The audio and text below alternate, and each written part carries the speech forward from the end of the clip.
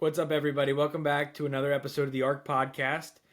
Today we have a special guest, Tommy McCarthy. Tommy, how are you doing today? Oh, I'm doing great. How are you guys doing? Fantastic. Fantastic. We're Good, ex- good.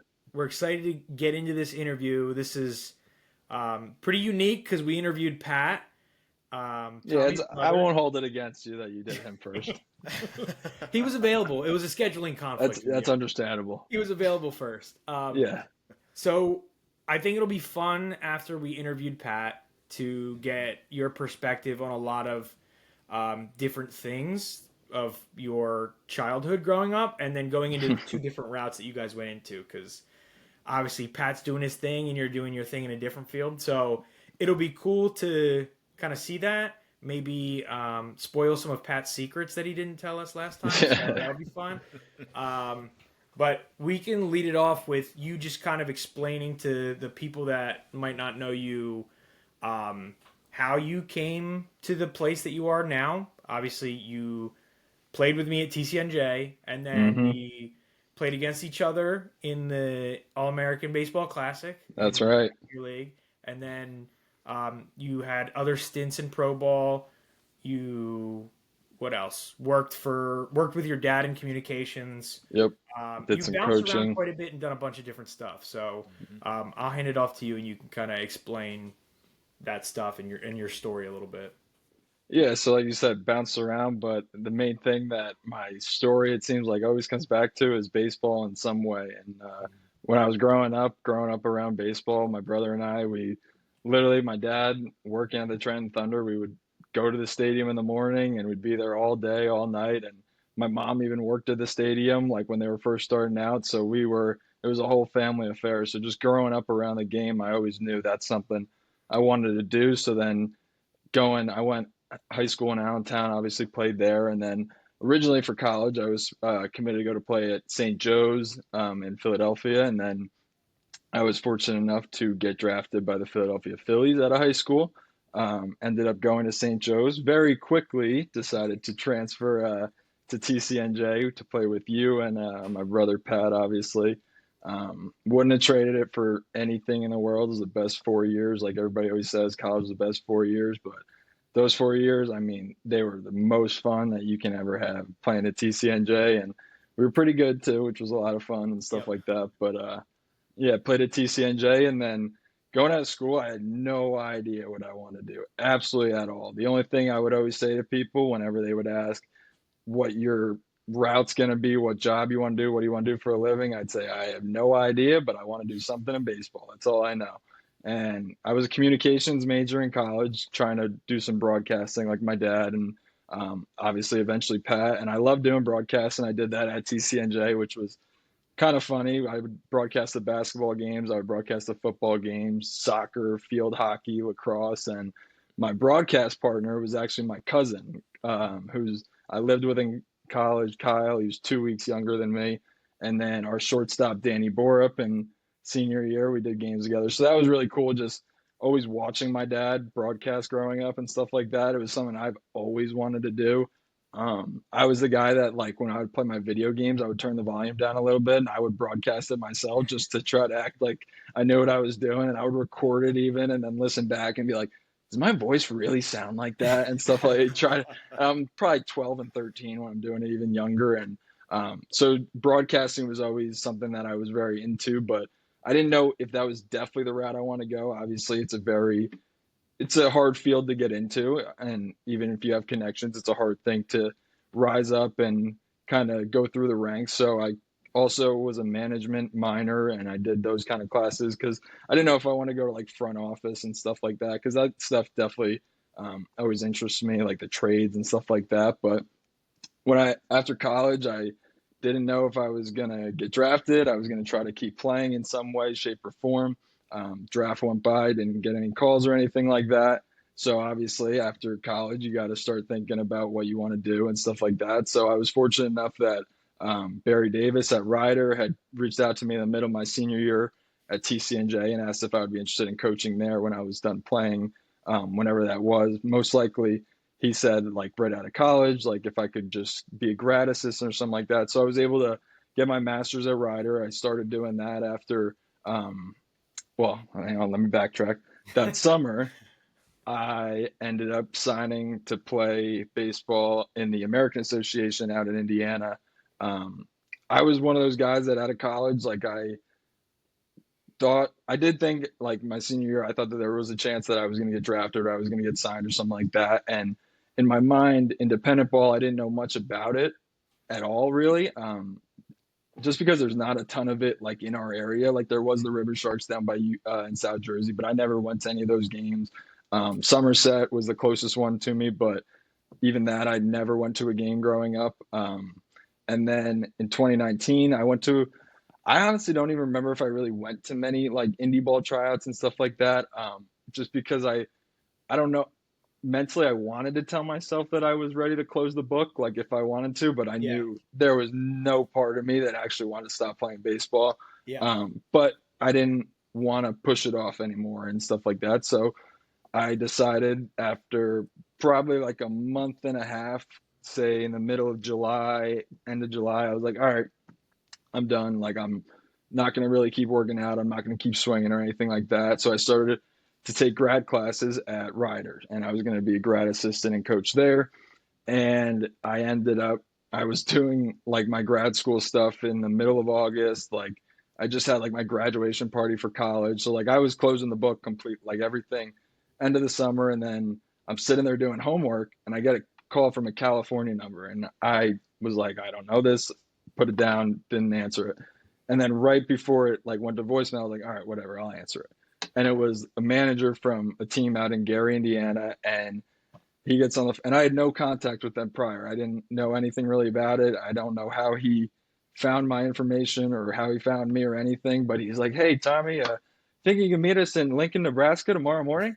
And I was like, yeah, yeah, absolutely. He's like, do you have a passport? And I was like, uh, no.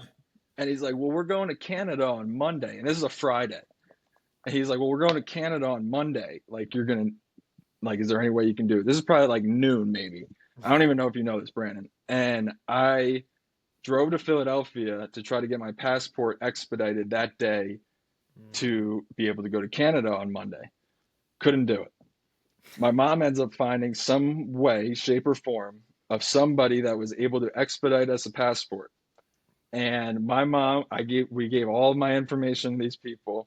I got on a plane to go to Lincoln, Nebraska. My mom ends up getting my passport from this guy on Monday morning or Sunday at some point. She flies to Minnesota. I fly from Nebraska to Minnesota after our series was over.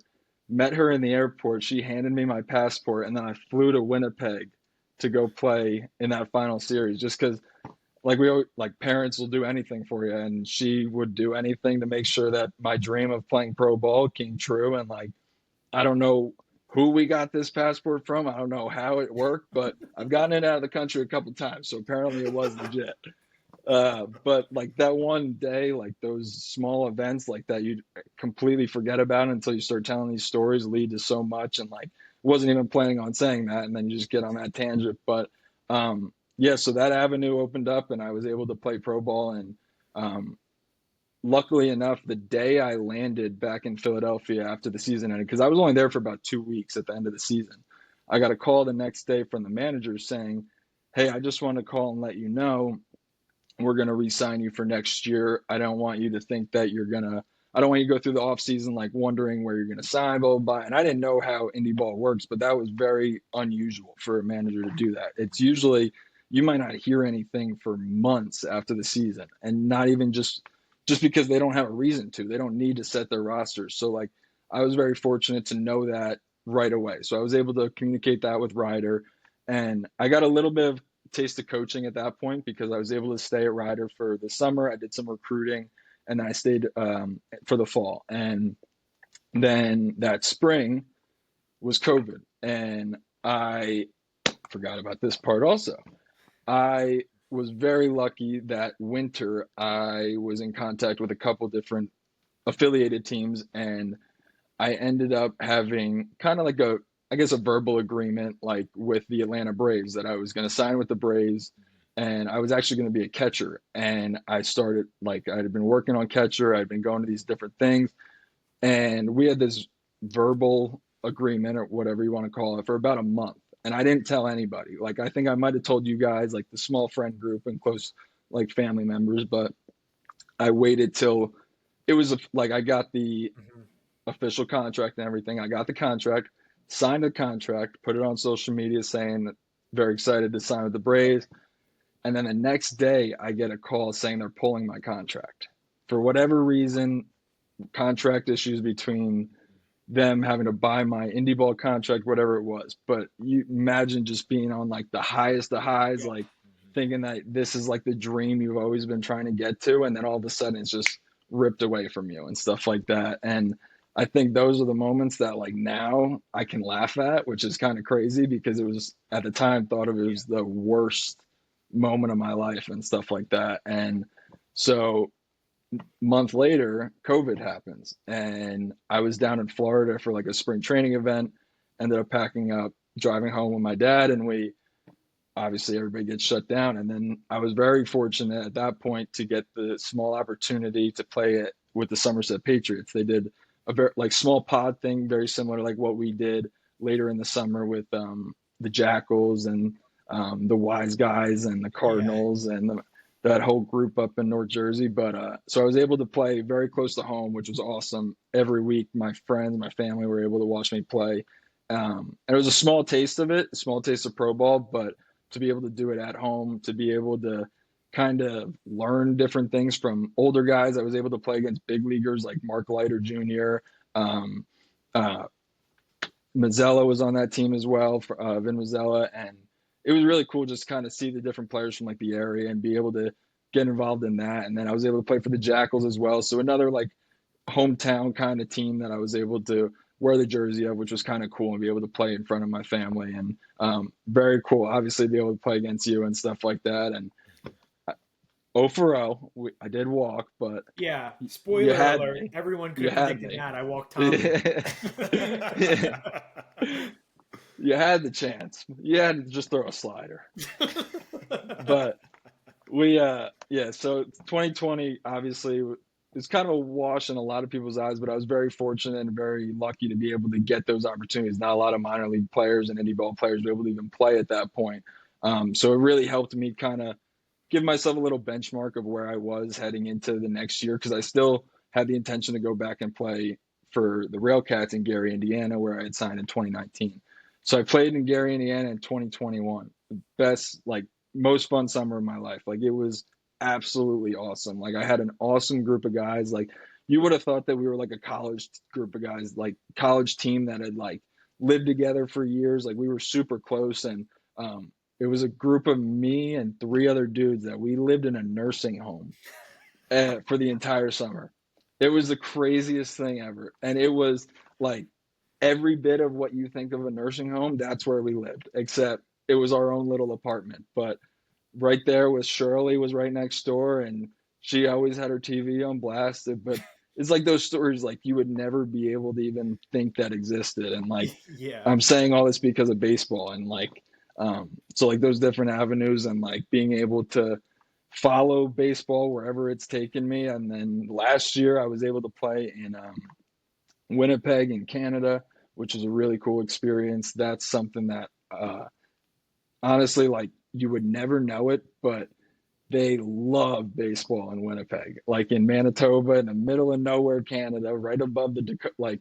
If you don't know where that is, it's right above North Dakota. Like it's the Midwest of Canada, and like Yep. there's nothing there, and then all of a sudden there's a huge, huge in quotes city. Like for I don't know what it would even be considered in America, but it's a bigger city in Canada, and it was awesome being able to like sell out stadiums, like 6,000 people at those games, and coming from like Division III program and stuff like Yeah. that, like where it's our parents, it's our friends at the Yep. games and stuff like that. To be able to go and play for like people that are just gold eyes fans and like they treat you like you're big leaguers around town and stuff like that. It was one of the coolest experiences that I've ever gotten the opportunity to have. And this year, this past 2024, I still had the intention of playing, and Winnipeg's had a managerial change, so I wanted to also stay a little closer to home. So I ended up signing to play with a team in New England in the Boston area. They would play very local, like against the Jackals and stuff like that. And it was another one of those moments that, like, in baseball, it'll humble you so quick. Like, I've had multiple moments of that, obviously, like I just said with the Braves thing, but this was another one that, like, I felt like I was in the best shape of my life, had the best swing of my life, had the best spring training of my life, and I was one of the veteran guys on the team. And then the last day of camp of spring training, I'm like one of the first people into the clubhouse, and the manager pulls me in and he tells me I'm getting released. And it was one of those moments I didn't know what to do. Like, because when you get released from indie ball in spring training, like, you don't have a lot of options at that point. Teams are set. Like, there's not a lot of teams still Yeah. trying to find guys, find a roster. So you're put into a tough situation of, like, what do I do? Like, do I keep making cold calls? Like, at that point, I'm not old. I was 26 years old. Like, now I'm 27. But, like, the 26, like, you're also thinking to yourself, all right, like, how long am I going to keep, like, just pushing this off to try to give it one more shot and stuff like that. So that day, I remember when I got released, I packed up my stuff, like, Boston 4-hour drive. Like, I didn't tell anybody. I didn't tell my parents. I didn't tell my girlfriend or anything. And I drove home and I just sat on our couch and I was just like, what am I going to do? And then I told everybody, and everything happened after that. And things started to keep going, and I was trying to keep playing, getting a couple calls here and there. Um, and then I obviously needed to find a job. So I was in the same boat that I was as a senior in college. I was like, I don't know what I want to do. I don't know what I can do, but I know I need to stay in baseball. And the part that I did leave out was I did coach at TCNJ, where we Yep. played for 2 years, which was awesome. It was an unbelievable chance to not only coach, but then still have the opportunity to play at the same time. Coach Gless called me like 3 days before the season started, and I got the call, and I was like, oh man, I was out with my friends. I go, I think I know what this call is, and I texted him. I was like, I'll call you tomorrow, and he called me. He's like, so what are you doing for the next 3 months? And I'm like, I thought that call was Yeah. coming, so I was like, yeah, I'll do it. Like, but I still want to play and stuff. He's like, absolutely, whenever your season starts, like, go, like, you play. Like, I want you to keep doing that. And he gave me the keys to do whatever I wanted to do once I got there. He gave me the full reins as hitting coach. He let me coach third base, which he never really let anybody do No. besides Yeah. Coach Golack and Yep. himself. Like, which was really cool. Like, the trust factor that we built together and the relationship that we built. Like, he's one of my favorite people of all time. You know that, and he'll do anything for anybody that's in his or that he has in his program, and just one of those kind of people. So I owe him so much. But being able to coach at that point kind of gave me that, like, I knew what that life was like. I knew what coaching was like. I knew I could potentially take that as long as I wanted to, and I really did enjoy it. I loved being around the game. I loved being able to put a uniform on again and, like, being on the field. Like, I love everything about baseball. So just being able to get wrapped up in the emotion of the game again and being, like, able to make those small decisions, stuff like that, was always so fun to me. And so after that, this summer, I got the opportunity to broadcast some games, because that was always, before Pat, that was always my dream. I always wanted to be the broadcaster. Pat wanted to be a marine biologist. He wanted to be a history teacher. He didn't want to be a marine biologist once he found out he didn't know how to spell it. But he had all these different ideas, but I always wanted to be a broadcaster. So I was like, all right, if I want to do this, I need to give it a chance. So last winter, I actually applied for 2 or 3 different minor league broadcasting jobs. Well, I was debating on if I wanted to keep playing or not. And I ended up getting a full-time position, like double A radio job for a team in the Eastern League. And I ended up turning it down. I kind of just wanted to test the waters, see where I Yeah. was. So I knew if I went and played, like, was I behind when it came to broadcasting, or was I in an okay spot? So I was just kind of like seeing where I was, like, getting a temperature check. And once I knew, like, okay, I'm not behind, like, I can do this. Like, if I want, like, in the future, like, I gave playing one more shot. I went all in. And then full circle back to the Trenton Thunder, where I said I grew up and everything like that. That was the first place that I ever broadcasted baseball before. Like, I had done football, I had done basketball. I'd never been able to broadcast a baseball game until this summer. And it was awesome. Like, I would do anything to be able to just call games consistently. But at the same time, they're other things that I was given the opportunity to do. So I loved being able to call those games, and I think I ended up calling like 13 of them or something like that. But it's just something that like I was doing it just for fun. Like I just wanted to build a tape, I wanted to build a demo, just see where I was at, and I loved doing it. It was so cool, like to be able to. There was a time where me, Pat, and my dad were all calling a game at the same time. Yeah, So that's just awesome. kind of those small things that were really cool. And the other full circle thing, it was the radio booth that I was announcing in is called the Tom McCarthy radio booth. So that Yep. was kind of funny to say, like, the guy that I would announce with, Mike Warren, he would say like alongside Tommy McCarthy in the Tom McCarthy radio booth, and there would be like somebody like sitting in just like listening to the like game, like just shadowing or something, and they would like look like, what, like that doesn't make sense. But it was really cool to be able to get that opportunity. The Trent Thunder were so good to me. They let me hit there the last couple off seasons and stuff like that. So they've always been like family since the day I was born. And then um, right after I finished or got released, I reached out to the people at Victus Sports, the bat company, and I just asked if they had any part-time positions, even that I was trying to feel my way around the industry, see what I wanted to do, see the opportunities that were there. Um, and they said, yeah, no, like if you want to come in for an interview, blah, blah, blah. And so I went in, and as I was there, like we were talking, and they were like, well, we do have like a full-time position if you're interested. Like, I was like, well, I am still trying to play at this point. Like this was still late May, early June, maybe. And then they told me like the position that I would have and stuff like that. And like the relationship, like, so what I do at Victus now is I'm a sales rep technically, but I'll work with the major league players, the Korean KBO players, the NPB Japanese players, for any bad orders and stuff like that. And now, luckily, more my alley, we've started to get into the glove world a little bit. And I've always, as Brandon knows, I have an absolute glove obsession. And Yep. I had to Definitely. sell a lot of them, but there were times where I had upwards of 15 to 20 gloves at a time. Yep. And Wow. it was just one of those things that right place, right time. Like I always say, like you get a God wink or something like that, a coincidence, and you're in the right place at the right time and falls in your lap. And it's a situation that I always think like I could probably still broadcast if I want, but I knew that the point that Victus is at right now as a company and like the opportunity that was there was right place, right time. So it's a awesome opportunity. So that's me. Yeah.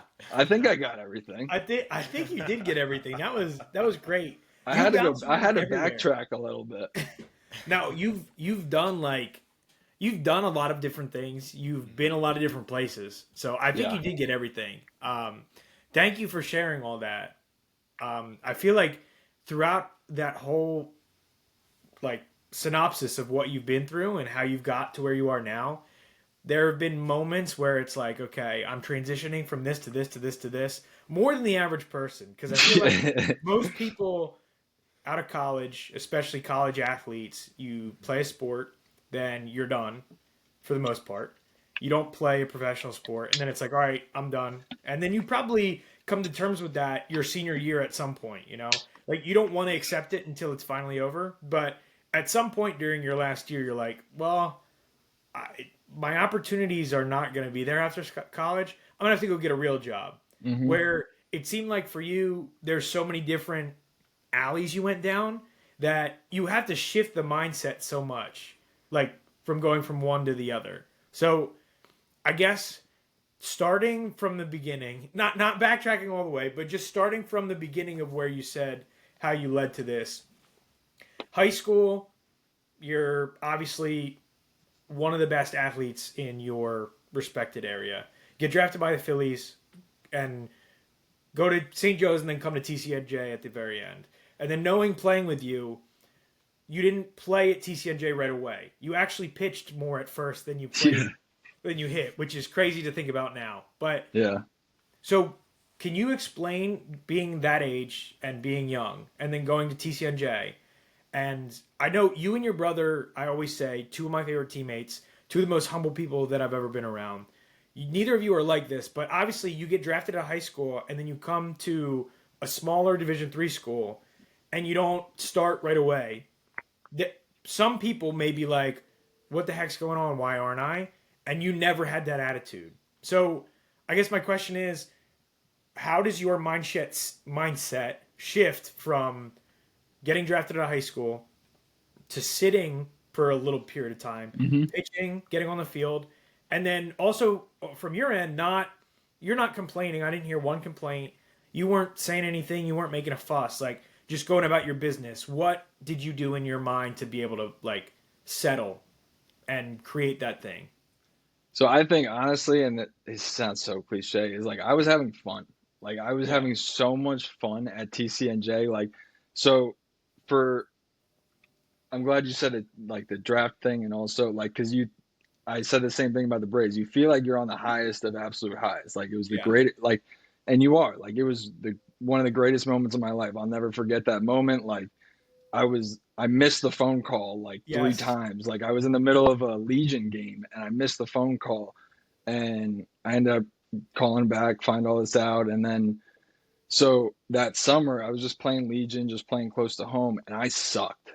I was so bad. Like, it was the worst baseball I've ever played in my life. And at that time, as a 17-year old, like yeah, turning 18, like, I was so in my head, like, okay, I just got drafted, but I suck right now. Like, I am not playing baseball well. I'm not having fun playing baseball at all. Like, it was the first time in my life where I was genuinely like, I don't even know if I want to play like baseball, like in college. Like, and I don't know what it was, like, just about like that summer. Maybe it was like, I think it was the draft. There were a lot of things that got in my head, and then there yeah. was comments being made because Of course.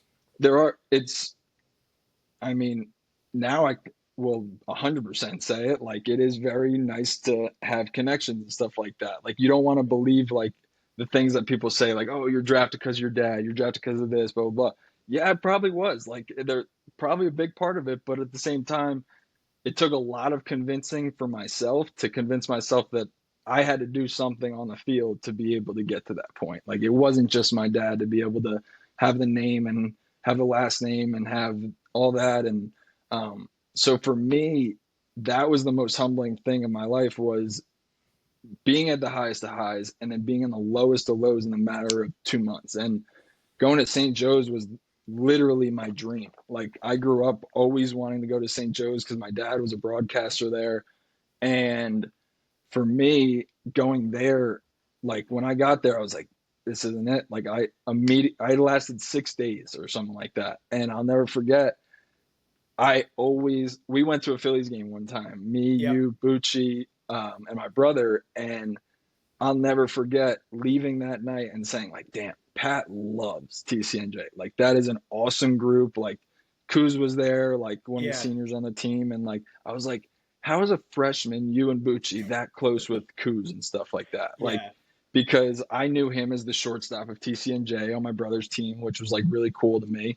And I was like, man, that's like just a whole really cool dynamic and everything. And I'll never forget when I just told my dad I wanted to leave St. Joe's. I was sitting in his office at the Philly Stadium just crying. And he's like, well, what do you want to do? And I just pointed to a picture of Pat and I was like, I want to go there, like the TCNJ and stuff like that. So, like, for me, going into that season of knowing I wanted to go to TCNJ and all those things, I had to go through a lot of just mental stuff of being able to coach myself back into um, confidence and like being able to believe in myself as a baseball player. And then I started to pitch again just because I said, like, I wanted to have fun and I wanted to enjoy what I was doing and stuff like that. And I spent a semester at junior college and community college, and that was one of the most humbling things ever, to be the only one of my friends, one of maybe two, like, that is home by themselves. Like,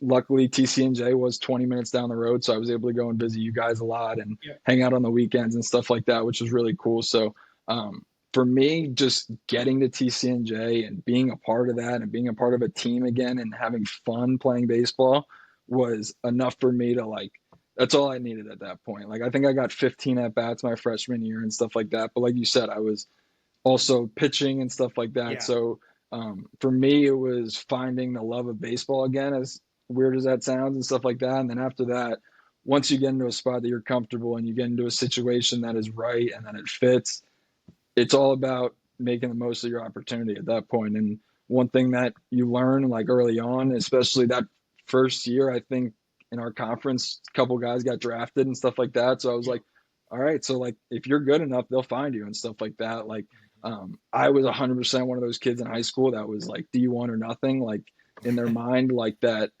I went on like a couple Division 3 visits and stuff like that, but like I was kind of set in my mind I was going to play Division 1, and I got an offer from St. Joe's and I committed on the phone, like at that moment. So it was kind of maybe I rushed into it, maybe not. But I always say, even if I went to TCNJ originally, I probably would have transferred. I just wasn't ready to go to school. So it was Yeah.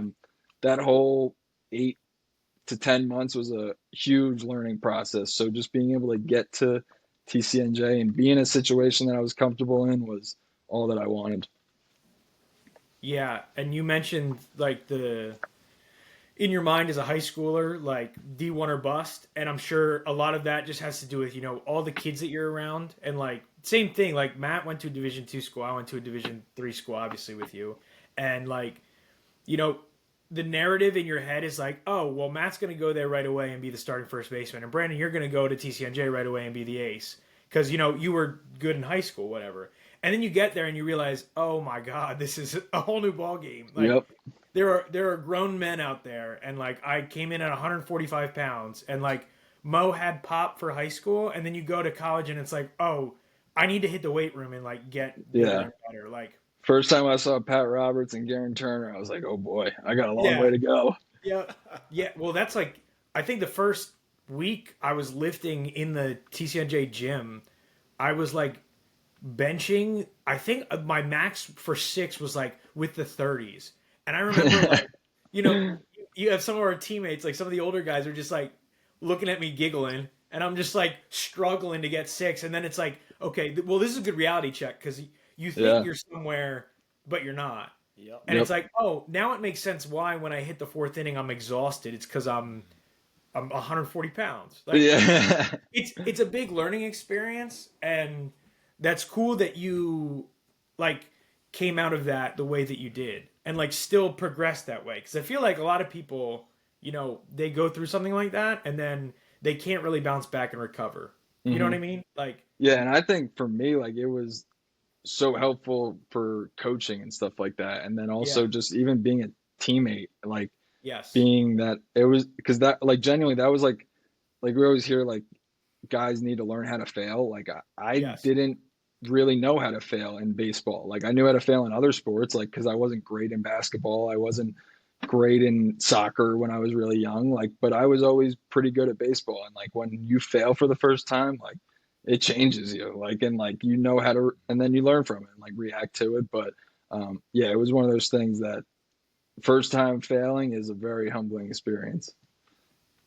yeah. I think you learn pretty quick in college. I think it was you and me talk about this quite a bit, but like I think it was my junior year. I had a really good sophomore year, and then junior year I came back, and I was in like a slump, and I just wasn't confident, and it was pretty clear to everyone. And like you're trying to be confident, and I'm trying to like boost myself up, but you can't fake it. hmm So, and we're at our house, we're hanging out, and Tommy pulls me aside and basically is like, "Yo, like." I Get your told you to go to your room. Yeah, you did tell me to go to my room, but you were like, "Yo, get your stuff together." Basically, like, stop feeling sorry for yourself. Like, stop pity partying for yourself. Because I feel like at that time too, there were Tunnel moments vision. when I was just kind of like, down in the dumps. You feel bad, whatever, immature stuff. And yeah, you coach big time coaching moment. A year younger than me, and you're just like, "Let's figure this crap out." Had a nice Yeah, because you discussion, and then it felt you're better one after of that. those guys that like and like there's so like Matt, you know this as like a coach, like you have to tailor everything to a certain person and stuff like that. And like me and you are very similar, Brandon. Like we're very emotional in what we Yes. do, and we're very like we're aware of what's going on around us and stuff like that, and who's there and reactions and stuff like that. And I remember like almost there were times where like I would say to you like look at me when you Yeah. want to like know if like if something was good or bad, like look at me, Yeah. and there was never going to be like a negative reaction or body language just because like you know how good you are. We all know how good you are. So like that was honestly, I always think about that, and like that was one of those things. Like the first time I was like, damn, coaching would be pretty cool, like because I could like being able to like do that like with different guys and stuff. But yeah, that was I always remember that moment. Yeah. And I mean, and then the rest, I feel like then the rest of your time at TCNJ, obviously you become a leader and you're on that team. And obviously, like, I feel like we were very prideful in the fact that one, we were so close as a team, and two, we had fun while we were going to kick ass. Like, it was a mix of everything, you know, like Hmm. we were very focused, don't get me wrong, but also we're going to have a blast while we're doing it. And like, you know, we're at TCNJ, which is typically like a relatively academic school, and the narrative was like, oh, you know, from other schools when they chirp, it's like weird nerds, and then it's like, all right, let's embrace that a little bit. Like we're weird. And what did the umpire say to you, Tommy, when we were in Florida? Yeah, we were playing. It was like a top 10 game. Like both teams were like top 10, top 15. Yeah. And I was on second base, and the umpire he goes, man, I've umpired a long time, but you guys have to be the weirdest group I've ever had in my life. And I go, thank you. I really appreciate that. We take that as a compliment. That is awesome. It's all Bro. about the characters. But yeah, you're right. I mean, all about having fun. Like I said, like that summer that I had in Gary was like the most fun that I've ever had. And like whether it was the group that we were with, the situation we were in, like being in a nursing home and stuff like that, like it's all what you make it. And it's like these stories to be able to tell these like later and to be able to look back at them and laugh is baseball brings you to all these different places and learn a lot more than you think. Like just talking right now, like thinking about all these different things, it is funny. Thank you for listening to the ARC podcast. This episode is sponsored by the Philly Pretzel Factory of Marlton, located on North Maple Ave in Marlton, New Jersey. Tell them Matt and Brandon sent you. We appreciate all your support. Thank you for listening, and back to the podcast. Yeah, and then once you're done school, you coach, you play, you bounce back and forth. Now, taking away the like you mentioned, taking away the Brave situation and then taking away this past year's situation. Can you give us like how you switch your mind frame from all right, coach Tommy, now I'm going to play. Now I'm going to coach again, now I'm going to play cuz like the stop and start I tried to do very briefly at Camden County. I wasn't signed anywhere, but I was Mm-hmm. going to tryouts actively. And I felt like, you know, you're around baseball, but then the coaching helps a little bit for yourself almost because you're like, okay, I feel like I know how to correct some things that maybe before I wasn't Yeah. super aware of. But then on the other front too, I'm like out on the mound at like a tryout, and then I'm like, oh, that pitch was low. Like, man, I really need to correct. And you're like in your head a little bit because you're in coach thing. You know what I mean? Mm-hmm. Like, can you explain how you yourself would like split up that mindset from coaching to playing, then back to coaching, then back to playing? Yeah, that's not easy. And like those Yeah. 2 years that I did it, it was a completely different way that I did it the second year because of what I learned from the first year. And like the first year I was coming off an injury. I had foot surgery, and so like I wasn't sure of health and stuff like that. But like you said, like you're always talking about baseball and stuff like that. So you're like, oh, Yes. I can correct things. And like I almost like didn't hit as much because I was like, oh, I'm always hitting. Like I'm talking hitting, like I'm doing all Yes. these things. And like I was definitely more in coach mode, and like it was way harder to go from coach mode to playing mode than playing mode to coach mode because Yes. like coach mode, it's just like sometimes you can almost act like you're just getting taken out of the game, like as a player, like just so it's not like you're turning the player side off. Like I always thought like I was a very player esque coach also, so I think that kind of probably helped it. But for me, it was a very def- defined balance my second year. Like Yes. Coach Glass knew that from when whenever in the morning until at least say 1 o'clock, probably the latest usually.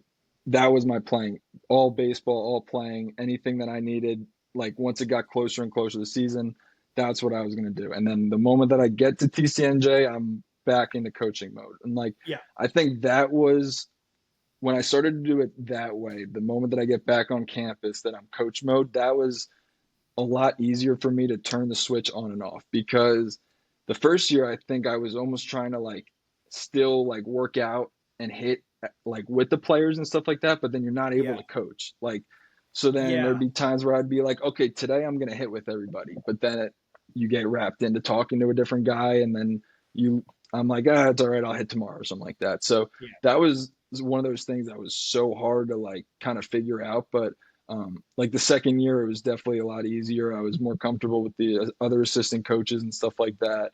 And the guys on the team, just that was a cool part too, is that they were my teammates in that sense. Like they knew that I needed to get my work in. Like they would hit me ground balls and stuff like that. Like a pitcher would text me before practice saying like, hey, you want fungos before practice, which was those were the things that were like really cool, like looking back on and stuff like that. But I think it like, this kind of goes back to your last question of like the kind of balancing, like switching up the lives and stuff like that. Like Yeah. right before I got on the call, like I saw on my computer screen that I completely forgot about this. I have a resume, like it's my baseball resume technically, like that I would send Yeah. to like teams. And then I forgot last year I made one that just says resume for real life. And like, so it was like things that I've actually like done in work and stuff like that. So it's like there are two completely different like sides that you have to play both sides of it at the same time. And that part, it's definitely really hard. Did you, real quick, I just because it popped up in my head, did you find yourself like when you're coaching at Ryder at TCNJ, like almost competing with your guys a little bit, like when you popped into hit? Because when Mo and I first got to Camden County, and don't let me speak for you, Mo, but I feel like this, like Mo would like go hit sometimes a little bit and just like show what's going on, and Mm-hmm. I would throw because I was still actively throwing, Yeah. and I feel like it's a weird thing because then we would like also compete, and it's like half of it's like maybe there's like a respect factor there, and then they're like, oh, like they still got it a little bit, but then you're Yeah. also like, wait a minute, like weren't we supposed to work on something? And I just went up there and I'm like, I'm just gonna pepper, like do whatever you're gonna do mentally. It's like Yeah, and that was weird. like part of the reason that I had to separate it, and like I Yeah. couldn't try Yep. to play during the coaching because I would have gotten that way. And like there were Yes. like our better pitchers would always ask if they could like throw live to me, and like part of me was like sure, but then at the same time it's like if I strike out, I look really bad, and then Yep. also like could don't want to hurt anything, but there was no benefit for it for me at that point. So, Yeah. but yeah, I think at first, like I definitely think like when I would go in and hit though, like you start to get in your own head. You're just like, all right, you got to look good. Like you got to act like you know what you're doing. Like not only are you their coach, but you're supposed to be playing professionally. Like you should be able to do this. No, listen, I can attest to that. At Camden, the first thing I did, I was like, all right, if I get in this cage, I'm not facing anything live. I'm off a tee, I'm off flips. I'm like, all right, cool, and walking out the cage. Like I'm not overextending my welcome. I'm out of here because at the end of the day, if I swing and miss, I whiff, a pitcher strikes you out. You look like a fool to them, and they're like, Yeah, oh yeah. he's not that You lose good. you lose all respect. Yep. That's what we would there would be times where I would like when we do like machine stuff, like high velo and stuff, like I would get in and always been really bad at the machine for like my entire career. It doesn't matter what we're doing, doesn't matter how fast the thing is going. I just can't time it up. And I said to him, I was like, I'm telling you, like, I'll go in and swing and miss 10 times in a row. And first time I went in and hit in the machine, like at practice, swung and missed like 10 times in a row. And I was like, all right, well, at least they can see that you're allowed to do it. Right. So Tommy, talk a little bit about the mindset, right? Like, you had the opportunity with the Braves, you get released and everything. So how do you kind of, make it okay with yourself, but also like bounce back after all that stuff kind of happens? Yeah, that was tough. And I think like COVID, I don't know if that like helped it or hurt it in the sense of like I think like if COVID didn't happen and like say like I was able to start my season like on time, like I wonder if I would play like with a little bit of a chip on my shoulder or something like that. Yeah. But I think like um I think there were times where like it got back into my head of like everything that I went through after I got drafted and stuff like that, and I had those like very low moments mentally. Like I think I did have those sometimes where I was just kind of thinking like why does this happen, like the why me aspect of it and stuff like that. But at the same time it's like you have to remind yourself, like, in those 24 hours, there was physically nothing that I did that caused that to happen. Like, I didn't go out and like go 0 for 5 with 5 strikeouts. Like, it wasn't something that happened on the field. It wasn't something that I happened because I'm a bad person or something like that. So I think those are kind of things that, like, just reminding yourself of those things. Um, and then again, like, another opportunity, just being grateful for the opportunity. Like how I Yeah. said, like, that was why TCNJ was so great for me in that sense, is like that summer playing for Somerset. We played like 13 games or something like that, but to like the people in our area, like that was the most baseball that was going on. It was like Mhm. big, like professional baseball. There were major leaguers playing and stuff like that. So that was like the first time that I think for me it was like, okay, this is like really cool. Like, I'm getting paid to play like in front of my family, in front of my friends, and in a bigger stadium that like I've seen before, like growing up around and stuff like that. So I think it's all about just like knowing that you're in that spot for a reason, I guess. And like, it's hard to think that way. Like, and I've never been able to think that way, even in the time, but I think this year has been able to teach me that more so than ever, just because of the opportunity. Like, and this is more of real life in the real world of this is a defined like role and a job and stuff like that. It's not an opportunity like those other things were to like go and play and see what happens. Because obviously my goal wasn't just to play indie ball at that time. It was to get signed and go play for an affiliate team and then rise in those ranks and stuff like that. So I think knowing at the time that it's gonna work out is the hardest thing to do. But no matter how many times you think you're at the lowest of lows, I've had now 3 of them that I can just think of right now in baseball. Like, there are like other opportunities, and like you're just put in the right spot in the right time. And obviously, I don't think if I went through that whole thing before TCNJ that I would have reacted the same way after the Braves thing. But it was one of those things again where I was just like, all right, like back to the bottom, but like, how do you get back? And I was very fortunate. I still had like the Railcats to go back to, and then the Blasters to go to that summer. That's awesome. Yeah, I mean, it's always tough, obviously when you Yeah. have your high, your low, and everything like that, right? Obviously, being a competitor, through and through, you had never really stopped competing, and then the Mm-hmm. world shut down, and you got to pick it back Yep. up and everything. So, kind of leading into now, right? So you're working at Victus and everything. You're not playing anymore. What's that transition kind of been like for you? And also, kind of bonus on top, is it kind of hard to turn off to compete, or are you still competing in some way, or how you kind of finding a way to fill that compete, for you?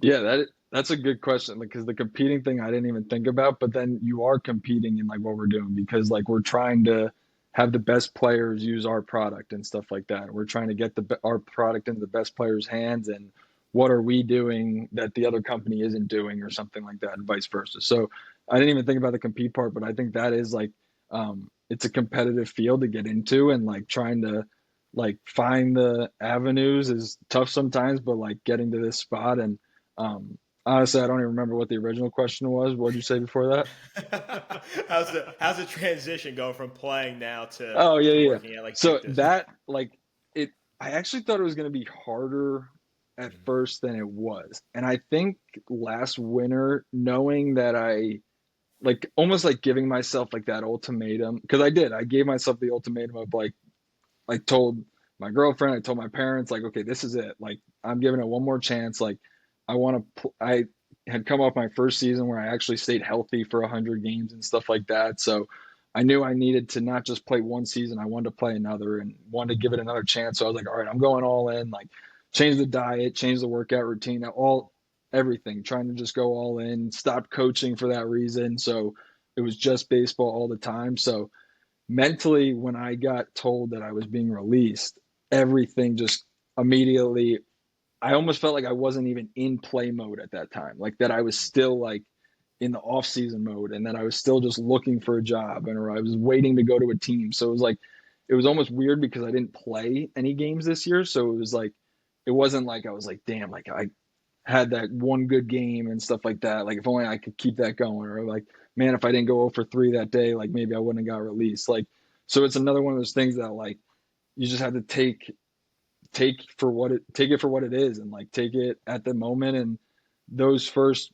I'd say 10 days or something, I didn't want to talk to anybody. I didn't want to do anything. I was texting different indie ball teams and managers, players that I played with that were playing different places and stuff like that. But like I said earlier, like indie ball at that point, like when you have your roster set, like you're going into the season, like most managers, even if like they would think about giving me an opportunity, they're like, all right, well, I got to give this guy a shot. Like I just told him he's made the team. Like I need to give him like 2 weeks and stuff like that. So like you kind of see the writing on the wall at that point, like that the opportunities just aren't there. And like, then you start like you get texts back from guys like that saying like, hey, I'm going to give this guy a chance. And then the next time you text them, they're like, yeah, like we'll see still. And then the next time you don't even get a response and you're like, okay, so like this is a continual path. And like, I've been down that road before. I've made those cold calls, cold texts. I've gotten those calls and texts as a college coach and stuff like that. So I know both sides of it.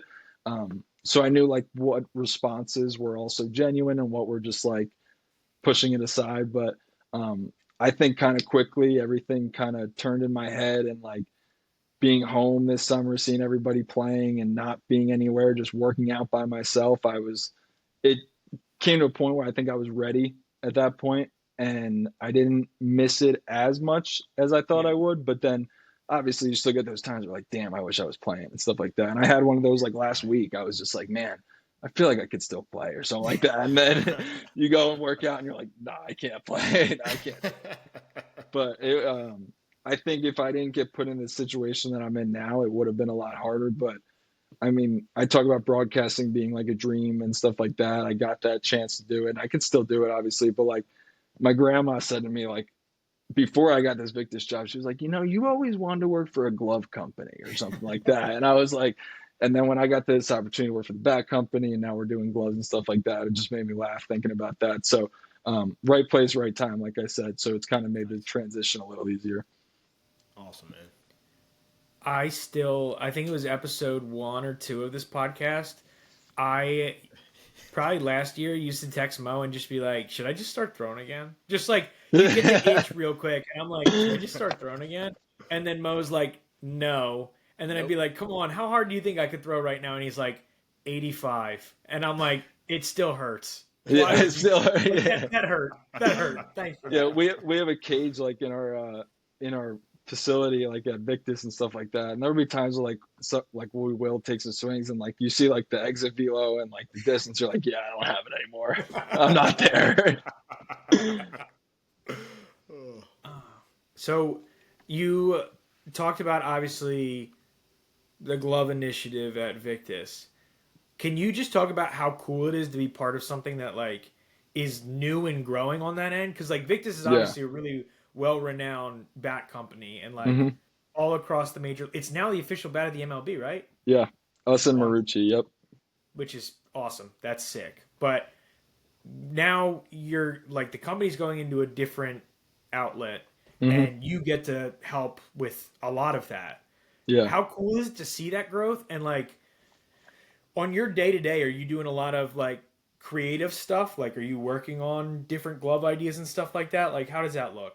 Yeah. So I originally, like when I started there, like they had told me that I was going to be doing like bad stuff, like getting used to like the order system and stuff like that. So that's when I started doing, like I placed the orders for like the KBO players and the NPB players and stuff like that.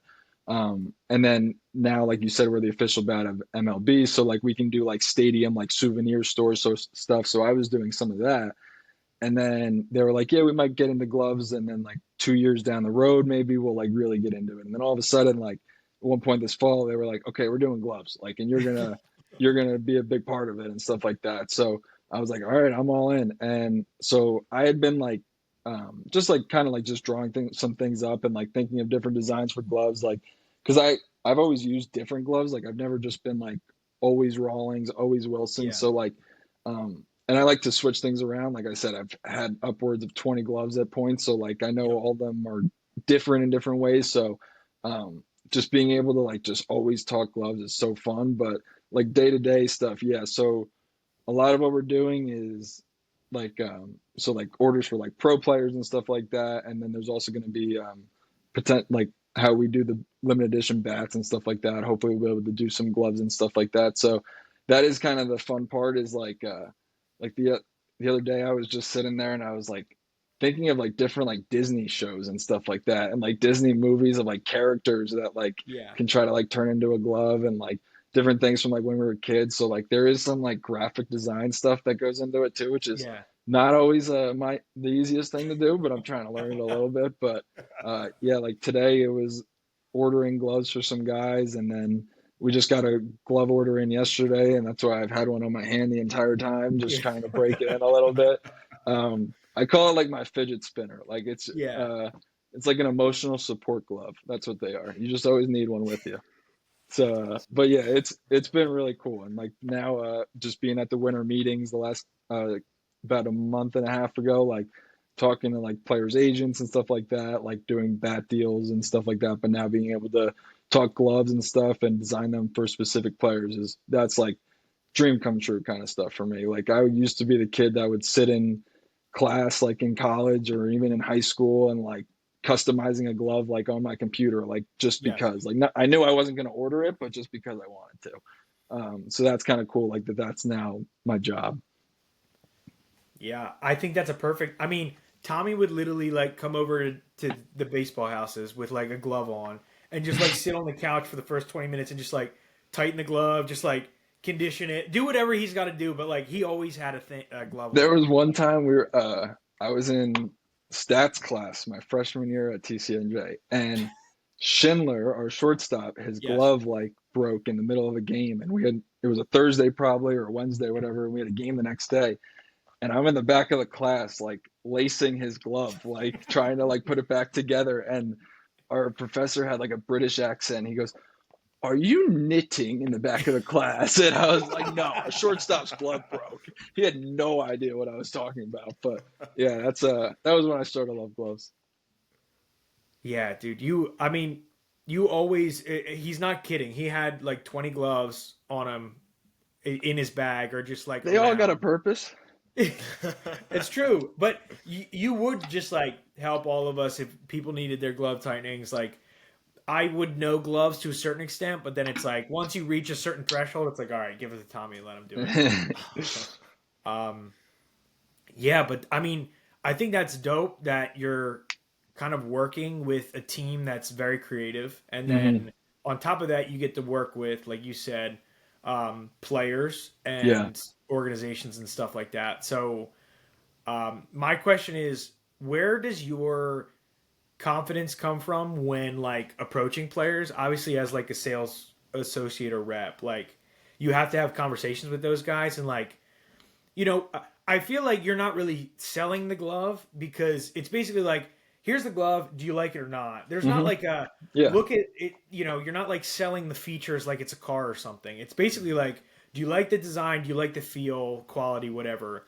Do you think a background with, growing up, being in a clubhouse with your dad and being around players in broadcasting, Hmm. playing professional baseball yourself, do you think that that gives you like an advantage or that confidence to go and talk to like major leaguers? Because I'm sure a lot of people would think like they'd be really scared to go do that. They're like, I don't really have the guts to go do that. I mean, I still get nervous talking to guys. Like these are still guys that I watch play on TV and stuff like that. Like there's one day. So number one prospect in baseball, Roman Anthony. We were bringing him bats to Lehigh Valley. He's in AAA, and the guys that I work with, they had met him before. Like they knew him, so they were dapping him up, saying what's up.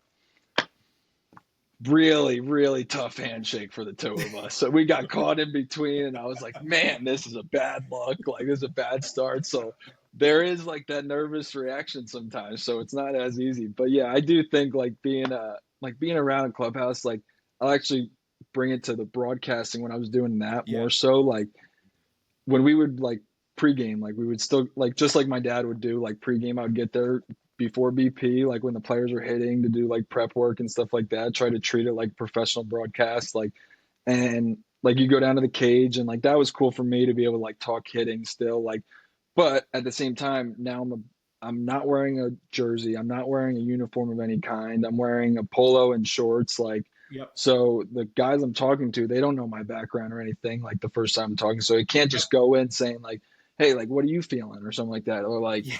hey, like you Yeah. might want to stay on top, like things you might do as a coach. Like you got to know like the different things, like when to go talk to a guy, and then like also like to me like the locker room is a very sacred place and stuff like that. So Yes. like that's I think a big part of like knowing when to be able to approach a guy and stuff like that. Like whether they're look like they're busy, whether they're moving around trying to do something, and when to be in the locker room in this role as well. Like if you're going to a team and like going to a spring training complex, like who to approach, who not to approach, the timing of it. So that it is something that like I am very fortunate that I grew up around clubhouses and stuff like that. So I feel like I do have a pretty good feel of like clubhouse and stuff like that. And then um, now like at the office, like we'll have players come in and stuff like that. So there's also seeing like depending on the player, like if he's okay with like people being around or stuff like that, Yeah. or if they're trying to do something there. So like knowing who you can approach and who to kind of stay away from, and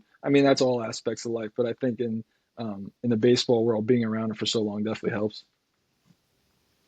You had Anthony Volpe came to the facility, right?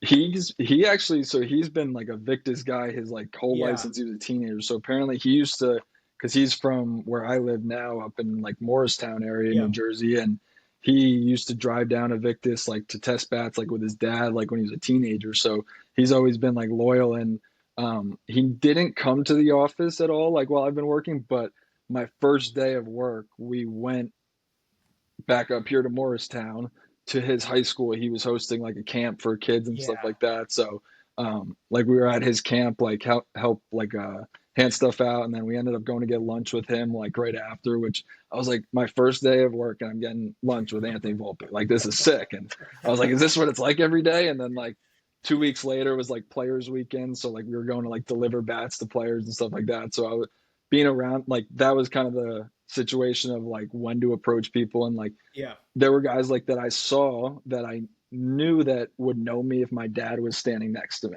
But Yep. if I say like, hey, like blah, blah, blah, like they have no idea who I am. So Of it's course. like, just Yeah. like, I don't want to put myself or anybody else in an awkward situation like that. So that was kind of, there were certain people that I'm like, he would know me, but he wouldn't. Nah, I'm not going to Yeah. say anything. Yeah. Yeah. Yeah. Yeah. That's I so growing up and having all those players that like you were around too. Can you give us an experience that you had that either you were like I know Pat always talks about like when he saw Jim Tomey for the first time I knew because that's what you're going to say. that was like Jesus to him at the Yeah, time. It's like, oh yeah, my God, Jim Tomey. Did you kind of have that experience? Because I remember like you guys would talk about you guys like different players at different times and stuff like that. Like you guys weren't always overlapping with like who your favorite guy in the clubhouse was. so my favorite guy in the clubhouse was whoever was nicest to me. So my whole life, my favorite player was Shane Victorino because he's always smiling, always the nicest Yep. guy and stuff like that. And then towards the end, it was actually Kevin Franson, like a utility player, just Yeah. because nicest guy ever and stuff like that. But I'd say like the first time I really remember like seeing a player and just being like, whoa, was Bobby Abreu right after he won Oh the yeah. I don't know why I remember this, like the first game after he won like the home run derby or something like that. And Yeah. I couldn't even tell you what year that was. That was probably like 2004, 2005. So I was 7 or 8, and I just remember him walking in, and I just go, "Nice job in the home run derby." And he just keeps walking. Like that was it. Like that was all I could get out and stuff like that. Um, but I'd say that was one of those moments that I was just like, I just saw him hit a 508-foot home run like on TV like last night or Yeah. whatever. That was like the first moment I remember like being. This is actually a good one. So Ryan Howard one time we were my brother and I when Charlie Manuel was the manager, he used to do the Charlie Manuel show every week, like a Sunday like half-hour show, and my dad would host it. And anytime they would do any like demonstrations or anything, Pat and I would be the players that would demonstrate when we were 12 years old. Yeah. And we were in the cage one time doing like I think it was like a bunting thing or something. And right when we finished, Ryan Howard walks in, and this was like peak of his prime, like Yeah. big piece and 50 home runs. And he walks in, turns the machine on, like just full blast, like machine, 3 balls that he just crushes, like I've never seen a ball hit this hard and this loud, and it's in the cage, like echoing. he takes 3 swings and he goes, "Sometimes, fellas, less is more," and just walks out. It was awesome. I forgot about that. That was awesome. That's awesome. Oh. His home run highlights, I think, are my favorite YouTube rabbit hole to fall down. Oh yeah. And Bobby Abreu, man, sneaky legend. I love Bobby Abreu. Oh yeah. Look at his baseball reference, man. He was good. He'll sneak up on you. He was real good. He's on the ballot for a reason. That's all I can That's right. That's right. So Tommy, moving forward, right? Speak a little bit about your motivations and kind of what's up for you with like your goals and everything like that. What's kind of on the tip of your mind now? I think now it's just kind of seeing where the glove takes us. And I think it's just kind of so fresh and so new that I don't even know where it's going to take us, which I think is the coolest thing. And like, I think our goals now, like for me personally, is just continue to do what I'm doing at Victus and try to grow that and see where it takes us. Because I think right now with becoming the official bat of MLB, like there's so many different avenues and so many different opportunities that we're starting to fall into. And I think for me too, also trying to broadcast again at some point, like whether that just be like a small thing, like on the side, like, because like broadcasting football and basketball is fun, but there was just something about like broadcasting baseball that, it was like watching a game on a couch, like, and just commenting different things and stuff like that. And, I would say the number one goal I have is one day I want to like call a game with Pat, like him call play by play and me be like the color commentator. I think that would be really cool. That would be sweet. Yeah. Now, do you think you guys would end up bickering on live television? And that's what I think would be great. I think it'd be awesome. I always think that me, my dad, and Pat should have a podcast and just talk about baseball so that like Pat can have like a comment and I'll just say, "That's an awful take," or something. What are you talking about? I think your poor father loses in that one. He just sits there and goes, "Oh." He's the mediator. Yeah. Oh, man. All right, Tommy, I think we can wrap it up there. I appreciate you coming on. We're both very appreciative that you shared your story. And yeah, hopefully I didn't ramble too much. No, dude. That's perfect. Listen, if people are listening, they've heard Mo and I talk way too much. I'm glad you came on here and shared everything. We're really appreciative for you, man. And everyone go out there and buy your Victus stuff, dude. Go get a bat. Right. Go get a bat. Go get a glove. Come on now. Might as well. Fungos are top notch. That's right. Yeah. Notch. Let me tell you February something. Fungos. Yeah, here you go. There we go. There we go. All right. Thank you, Tommy. I appreciate it. Appreciate you guys. Yeah, that was awesome. Great. All right, guys. Later. See you next time.